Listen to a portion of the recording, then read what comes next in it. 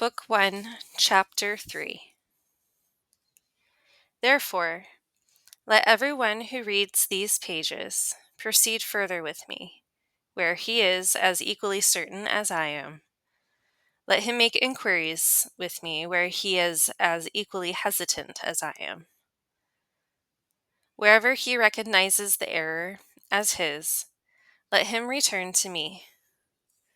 Wherever it is mine, let him call me back. Thus let us enter together on the path of charity, in search of him of whom it is said, "Seek his face evermore."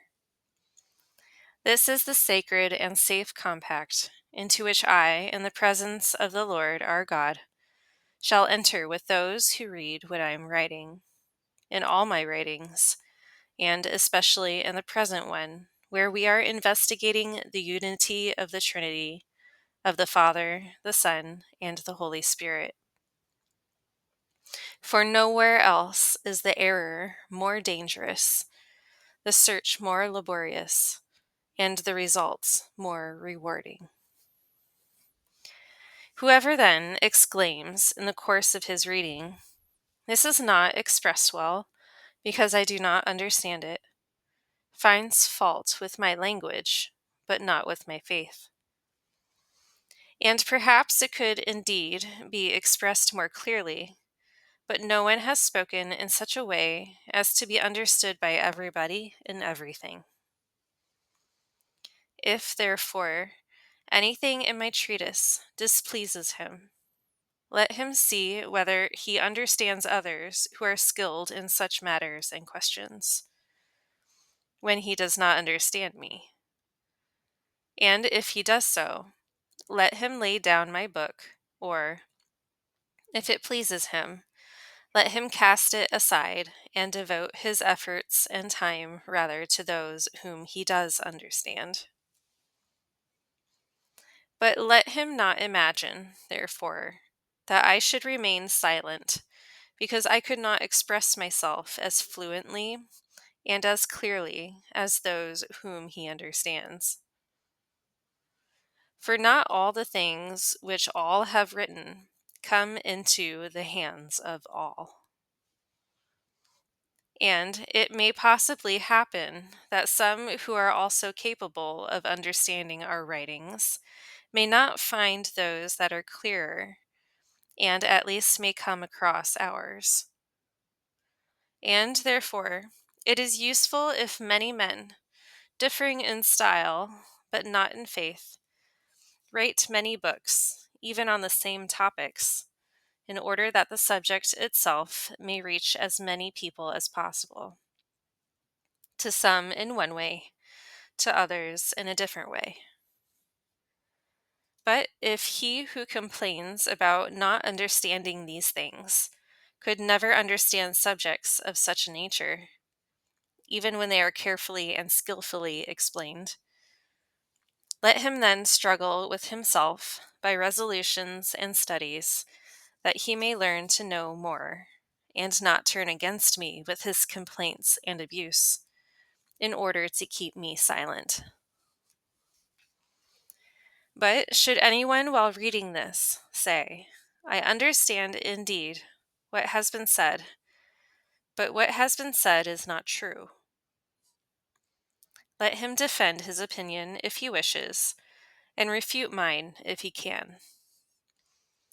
If he shall do so with charity, and in the interests of truth, and also sees to it that I, if I am still alive, have been informed, then I have reaped a most abundant harvest from my labor. But if he cannot do so for me, I shall be pleased and happy if he informs those persons whom he can. As for myself, I meditate on the law of God, if not day and night, at least during the few moments of time that I can, and lest my meditations escape from me through forgetfulness, I hold on to them by my pen. I am confident that God, in his mercy, will make me remain steadfast in all the truths which I regard as certain. But if I am minded otherwise in any point, he himself will make it known to me, either by his own secret inspirations, or through his own lucid words, or through discussions with my brethren. For this do I pray, and I place this trust and my own desires in his hands, who is wholly capable of guarding what he has given and of fulfilling what he has promised. But I think that some, who are slower of comprehension, believe that in certain places in my books I have held opinions which I did not hold, or have not held opinions which I did hold.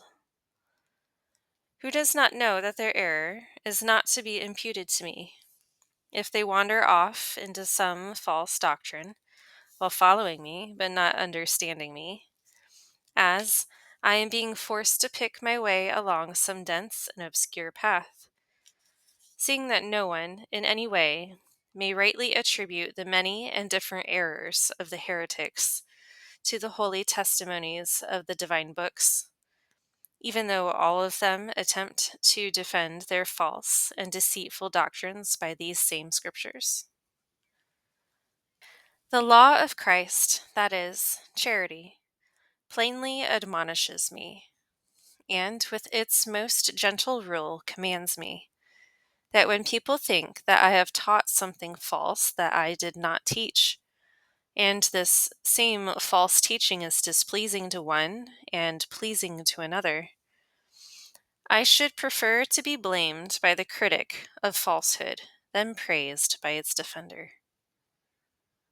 Although I am not being rightly blamed by the former, since I did not teach this error, still the error itself is being rightly blamed.